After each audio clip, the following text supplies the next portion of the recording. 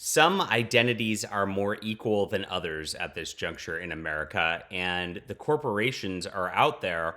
And just because of the identity of somebody who might be a terrible, terrible person, is a certain persuasion, they will censor people talking about it. It's absolutely out of control. This has been going on for decades. It's nothing new. The American media back in the day after 9/11 would always talk about, like, if there was some sort of incident somewhere where, somebody was driving a car into a crowd, they would make sure never to mention the fact that it was a person of Arab descent or whatnot in such an instance. But whenever it was a white male, they'd be like, a white Christian male committed this atrocity today.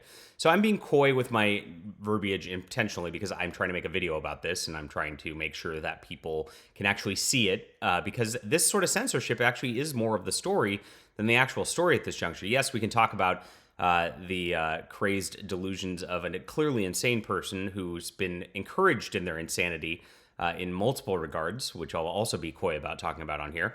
But we can't discuss that on YouTube. So all we can discuss is the aspect of YouTube and how it is censoring discussion of this topic. And that's not good. That's really bad for discourse. That's bad for everything. It's bad for our culture not to be able to discuss actual mental illness and why that mental illness is encouraged and then pushed forward to cause these sorts of incidents. It's really, really sad to watch. But Tim Pool is always trying to talk about what's going on. And of course, he is super nice to this channel, so we appreciate him. And we want to discuss what was censored on his podcast last night.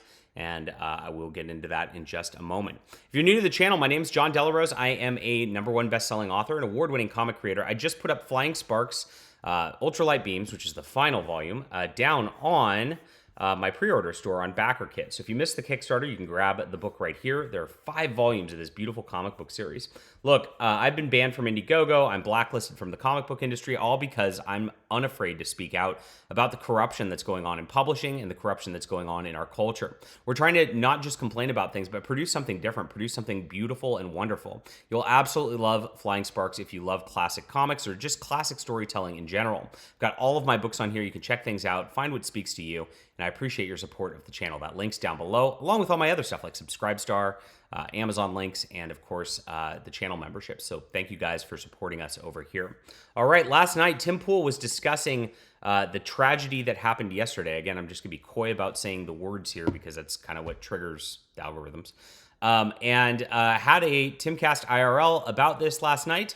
Had a guest, Ezra Levant, on the show discussing. They were having a very, very good discussion about the identity of what was going on and actually people weaponizing this identity actually to get these people even more crazed so that they commit acts like this. It's very scary what's going on. There's evidence out there that shows that these folk are being targeted in order to actually perpetuate crimes in the name of political ideologies. It's absolutely getting crazy out there.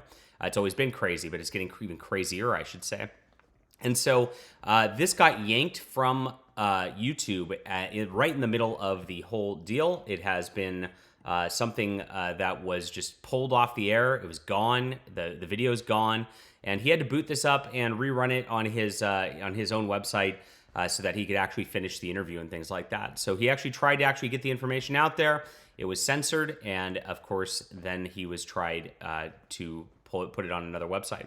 Now, he got a lot of comments saying, gosh, why are you even on YouTube and all that? And people get to do that to me too, of course. But here's the deal. Always with these platforms, you should be on the biggest one possible to get the broadest audience exposure possible. I'm on Rumble. I'm on Odyssey. These videos get uploaded there also. So if you were wanting to watch them on those platforms, you're welcome to do so. But here's the harsh reality. One, YouTube is better for monetization and all that sort of thing. So it's like if we want to actually get paid for our contributions here and for our work, we have to be on this channel. The other ones do not provide a stable income as much as it does here. Number two, there's more of a broad audience here. So if you're a random person who searches YouTube and all that, you're going to probably finding me for the first time. It's a lot harder to get found on platforms where people are just not on those platforms. It's the way that the internet works these days. So I always say, as a creator, it is my duty to be on the biggest platform possible until they ban me. So I've been banned banned from Indiegogo, for example, on crowdfunds. I'm not on Kickstarter. I use Kickstarter because it's the biggest one possible. I've been banned from Patreon, so I use Subscribestar because it's the biggest one possible. So I will just go down that chain until it's through that point. And Tim Pool will do the exact same thing. It's just what he's doing as his fiduciary responsibility to himself, the people he works with, and of course to his family. So that is just kind of how things work right now. There's not a better alternative until people move over to those other platforms 100% and actually make those the biggest platforms. Then we can't really do much on that front if we're trying to gain exposure for ourselves. Really, really upsetting. So, and gain exposure for the topics we're talking about at that. But this is another instance of censorship. Absolutely wild. You can't talk about the identity of a person who committed a crime, like a very, very vicious, terrible crime, because of politics in America in 2023. That's where we're at with corporations censoring things. It's disgusting.